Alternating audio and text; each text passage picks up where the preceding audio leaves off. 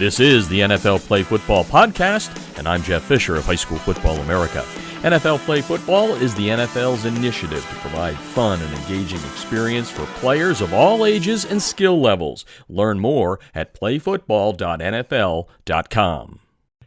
Taking a journey kind of toward the center of the country to celebrate a wonderful coaching career for the man that led Silver Lake for almost a half a century, 447 wins during that time, and earlier this week, C.J. Hamilton announced that he's hanging up the whistle, and I'm sure come August he'll get a little bit of an itch going, but anyway, Coach is on the line right now to talk about an incredible career that spanned a long time, 8 state championships along the way, 39 league titles, all kinds of stuff, and he's number 15 on America's all-time high school football coaching victories list. Thanks for taking the time to join me, Coach.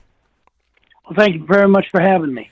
You know, I'm gonna take the brain way back here and into the 70s when you kind of got it all started there. What got you into the profession of coaching? Was it something that was in the blood, in the family line, or was it just something you just wanted to do?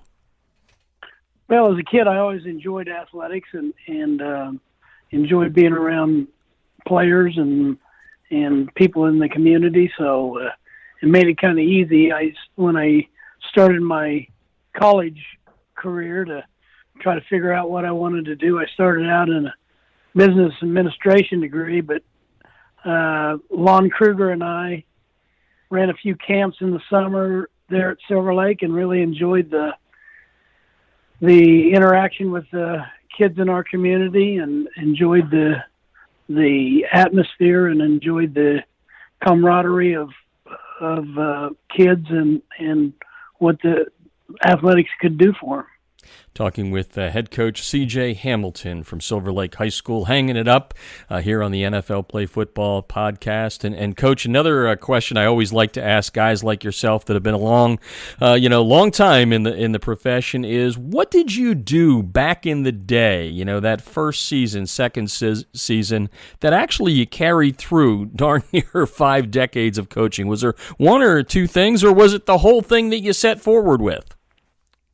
Well, when I started, basically I was starting at ground zero here at Silver Lake. It was kind of a situation that teachers were pretty transient, and a matter of fact, several teachers would teach at Silver Lake for 1 year and then be gone. So when I graduated from college, I interviewed for the job, and back then that was a no-no. You never went back to your hometown. That's kind of taboo, and all the professors that I admired at Washburn kind of tried to steer me away from it. But anyway, the challenge was there, and I interviewed, and basically I got hired on the fact that the superintendent asked me one question, and I think it iced it for me, is if I'd be willing to stick around for a few years and not just be a one-and-done guy. And I said, sure, I can do that. I was from the town. My family was here, so it made it really kind of easy. It wasn't like I had to travel hundreds of miles to see my family or anything else. It was pretty convenient, and in the eastern part of Kansas, close to Topeka, so it made the decision easy for me to stay. So that's basically how I got the job, what got me started. 47 years later, I think you lived up to your word there, Coach. I do know, though, there was a moment when you stepped aside there to go to Washburn. Tell us a little bit about that move and what brought you then back to Silver Lake into the high school game. Well, I was kind of intrigued with the college game. I said, trying to figure out where I plugged in and where I fit in professionally, and so I got the opportunity to coach with Larry Elliott, who was also a Silver Lake guy, coached here and lived here in the town. I had coached his son through his high school career in the early 70s, and he gave me the opportunity.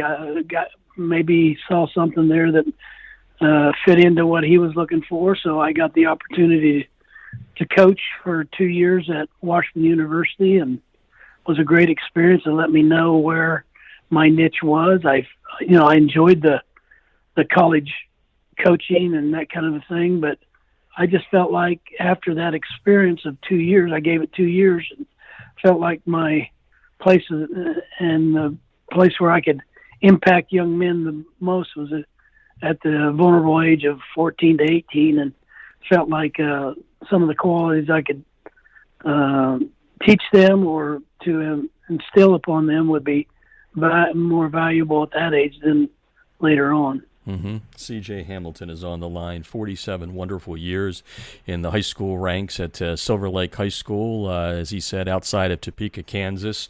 447 wins, only 98 losses. So here's the question, Coach. You talked about the question you were asked when you interviewed for the job the first time. So now you're coming back. Did they ask you the same question? Are you going to hang around? Yeah, pretty much. Kind of the same deal. That was a point in time where writing a resume didn't really mean much. I mean, they'd follow the people at the Silver Lake. Of course, I lived here, was following what I was doing, and basically it was the same thing. Is this going to be another short trek, or are you going to be willing to stay? And I said, I think I'm willing to stay. I think I figured out where I need to be and where I can have the greatest impact. Well, you had a big one. 18 state championship games. You won 8 of those titles, as I said, 39 league titles in the playoffs, 40 of 47 years. When you hear those things, the record, the championships, the league championships, going to the playoffs and all that, what rattles through your mind on that? Anything? No, not really, because any coach will tell you that whenever you complete a season, the season really isn't over. You're just starting the next one. And so you kind of put those kinds of things, they kind of set in a little basket maybe for later on, maybe 6 months from now, or when I feel like I've made the right decision as far as getting out of the profession. Right now I'm dealing with an infection issue, and that's the reason why I had to hang it up for a little bit, because the district needed a commitment that I could do this. Because last year I was basically a lame duck coach. Wasn't at practice. I wasn't on the field. I was basically coaching via Zoom, basically. Mm-hmm. And so, they didn't want that situation, and it's not fair to the kids, and definitely I feel the same way, that going through that again was not the right direction that was best for the program. So had to make a decision about this time, because this is the hiring time, and they wanted to go out and make an effective search. So basically had to say it's probably time, because I can't really tell until this infection gets out of my system that I can do what you're asking me to do. Mm-hmm. Yeah, but maybe the door's open there. I think I heard that. And there we're talking with C.J. Hamilton, the now or soon-to-be retired head coach at Silver Lake High School in Kansas. And Coach, I've done thousands upon thousands of these interviews. I told you I'm 61, so I've been doing it since I was 14. You can imagine. I have interviewed farmers before, but I think we may be doing a first here. I've never had a farmer that had quite the injury that you had a couple of years ago. I was wondering if you could share with the listeners, because I don't know if I could do it justice. I've read about it. I was just like, holy heck. And is that related to the infection you're dealing with now? Yeah, a couple of years ago, it was April of 2020, I was working some cattle here at a vet place and got kicked by a cow, and it dislocated my knee and severed an artery, and I got what they call compartment syndrome, where it was basically internal bleeding, and so it caused some damage, and I dealt with that. And really, I got through that okay. It wasn't bad. A little discomfort because I coached that following fall. It's kind of the COVID year, so it was kind of a reduced season because we had to cancel games, or games had to be canceled because of COVID. But I was able to get through that. And taught that year until February 2021. All of a sudden, an infection showed up, and been battling that since then. It's been about 410 days that this infection, it got septic in my system and started attacking me all over the body. And so we've been battling that, and I've been trying to pretty much stay isolated. I've been basically in COVID lockdown since February of last year. So oh, geez, that's kind of where it's at. I mean, I don't get out. My wife doesn't get out. She's my Uber driver and nurse and everything else. Well, we'll add you into our prayers there on that one, Coach, that you have a recovery coming up here. Let's talk about, and I know this is unfair, 47 years, you can't say one player was special, one team was special, but as you look back on it, what are some of the things, one or two or three things that make you smile when you look back at your time there at Silver Lake and all the great numbers that you've put up? Well, memories, number one is my experience with my players at practice. That is special because that's an intimate time between you and your players, and you get to really know the kids on a one-on-one basis, game-wise. They're in game mode and you're in game mode, so there isn't really, except when the gun goes off at the end of the game, you're so intent upon what needs to get done during the course of the game that you're not involved with them emotionally as much. So practices is one. The other thing that is very rewarding for me now is listening to former players come back, and I've gotten a lot of responses on Facebook and those kinds of social media outlets that have sent some kind words to me and talking about the impact that being a Silver Lake football player has meant to them, not only during their high school years, but also as their careers and their lives moved on beyond high school. Where do you think you grew the most through the decades as a coach? Is there a thing or two that you can go, boy, that wasn't the person I started out as, but I'm happy with where I am? Or is there something that you've carried all the way through where you're like, I stuck to my guns and this is who I am as a coach? Do you have anything like that? Well, for me, it's a matter of being able to adapt. I mean, in 1973. The rules in 73 are a lot different than the rules of 2020, 21, 22. So being able to adapt to the rules changes in the game, and then being able to adapt to the types of athletes that you have anymore. I mean, a 1973 athlete, there's a big difference between them and a 2022 athlete. Yeah. Physically, mentally, emotionally, in 1973, weight rooms, Nebraska at the time, this is dating me, but Nebraska, even at the college level, was the only one that had a major weight program or summer conditioning program, at that time. And as it's progressed, obviously, like I said before, when one season ends, the next one's just beginning. So athletes today are year-round. So that's one thing, the difference in the rules, the difference in the athletes.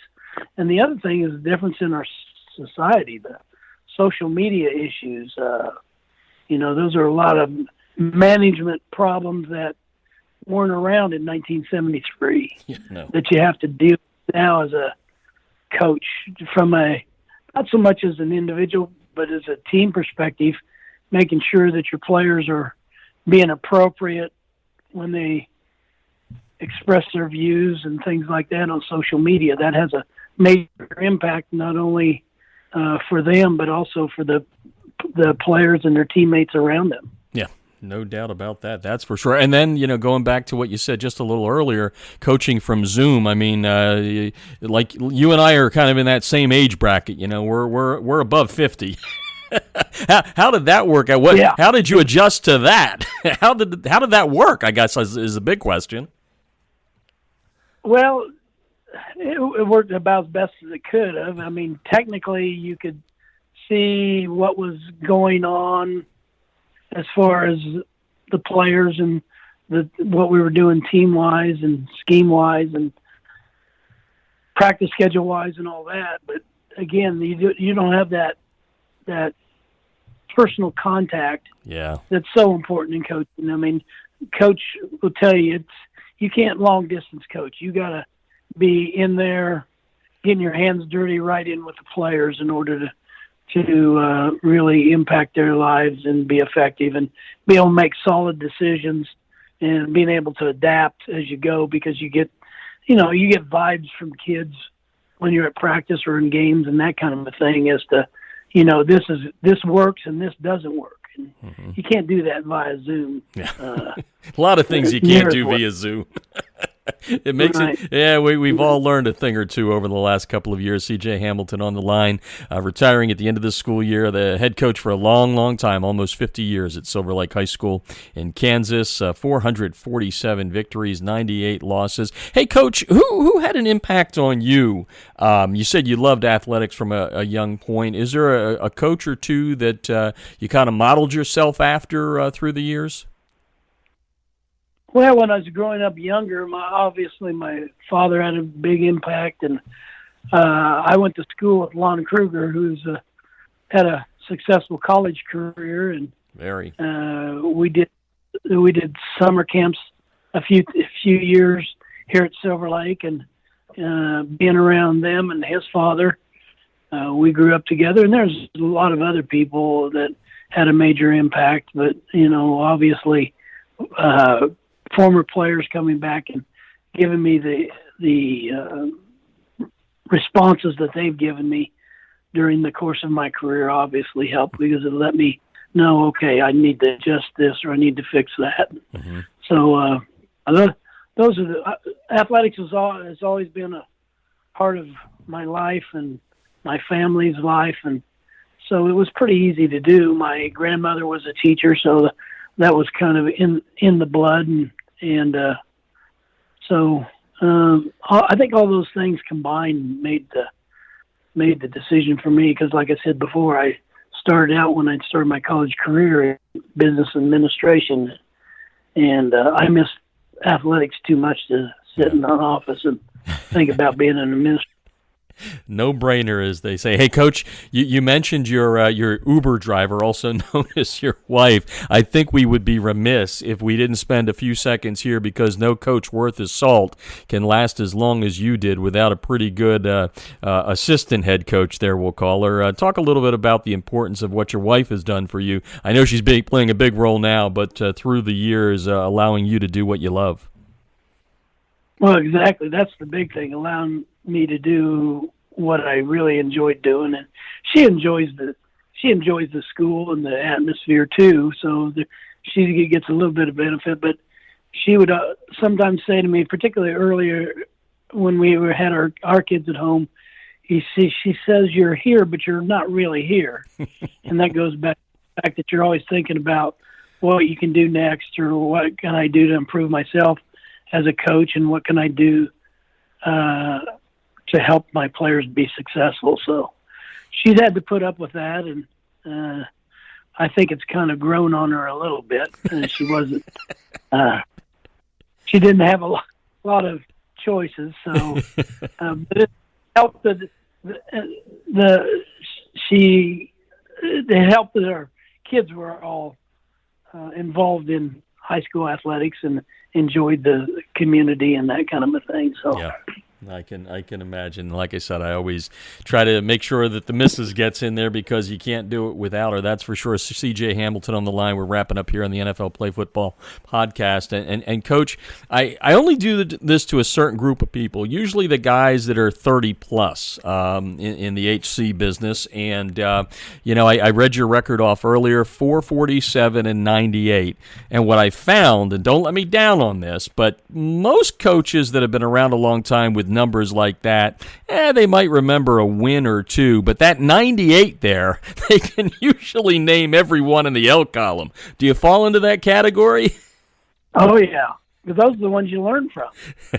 You better believe it. That's the good. That's what I say. I've been blessed in the situation I'm in because they've allowed me to fail and learn. I mean, you're going to learn more from failures than you're going to learn from things that you think are going well because it's a win or whatever. And sometimes that's a false sense of security, but a loss will bring you back to reality and let you figure out you didn't quite have figured out as much as you thought you did. Yeah, shake you up just a little bit there. C.J. Hamilton on the line. Last question going away, Coach, and I kind of said it in the introduction to you. You're hanging up the whistle. As you mentioned, you're going through some health issues, and we wish you nothing but success with your comeback on that, and we will say a little prayer there for you. But when time comes for fall camp, how itchy are you going to be for kind of throwing a whistle around your neck or anything? Have you thought about that one yet? Oh, yeah. That was really huge in the decision process. I mean, right now it's a no-brainer because it's just physically, until this leg totally heals, I can't do that. And I've thought about, and that's what I've told a lot of people. I said, I'll know whether I made the right decision 6 months from now. But there again, for the good of the kids and the good of the program, the decision had to be made. They're just going to run out of time. And it just isn't fair to the kids to have a head coach that's not there. You know, it's just not. It just doesn't. It worked fine, and I have great assistant coaches. That's the other thing that gets overlooked. I've had great assistant coaches all during my career. I've had assistant coaches that were successful head coaches at other schools. So I've always had a good loyal group of assistant coaches that worked well within the system and I appreciate everything that they've done for me and done for our program. Thank you for dedicating nearly 50 years to student athletes there in Kansas. That's very, very impressive. As I've said to many, many people, I think 50 years from now, we're not going to be talking about coaches that are around for 50 years. I think the burnout factor gets pretty high at this point. But again, thank you for taking the time, and thank you more importantly for all you're doing for those student athletes. Well, I hope that asterisk is right, and and I appreciate all that you do for promoting the high school athletics and these student athletes. Well, thank you very much. Thanks, Coach. Thank you. Again, congratulations to C.J. Hamilton. 447 lifetime wins, number 15 on America's all-time high school football coaching wins list. That's the NFL Play Football Podcast, the NFL's initiative to provide fun and engaging experience for players of all ages and skill levels. Coaches, don't forget to check out playfootball.nfl.com for some great resources to help you improve in the coaching profession. I'm Jeff Fisher of High School Football America, and you've been listening to the NFL Play Football Podcast.